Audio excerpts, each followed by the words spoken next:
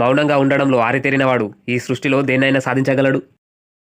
మీకు పూర్తి కథ తెలిసే వరకు మౌనంగా ఉండండి. ఎందుకంటే అసంపూర్ణ సత్యం అబద్ధం కంటే ప్రమాదకరం.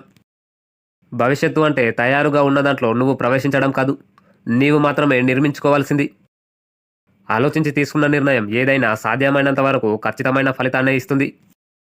సాధించడం కష్టమంటే సాధ్యం కానిదని కాదు, గెలవడానికి మరికొంచెం కష్టపడాలని అర్థం.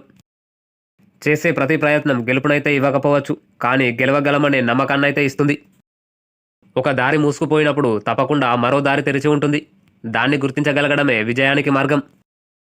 ప్రపంచంలో మంచి మాటలు ఎంతో కొరతతో కూడినవి. అందుచే వ్యర్థంగా పాడు చేయొద్దు. సరైన నిర్ణయాలు తీసుకోవాలి అనే దానిపై నాకు నమ్మకం లేదు.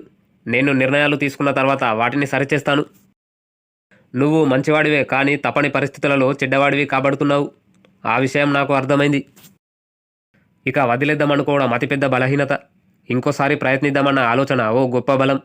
అది ఉన్నవాడి గెలుపును ఎవరూ అడ్డుకోలేరు. మన తప్పులను ఎత్తి చూపేవాళ్ళు కూడా మనకు చాలా అవసరం. మన అభివృద్ధికి నిజంగా తోడ్పడేది వారే.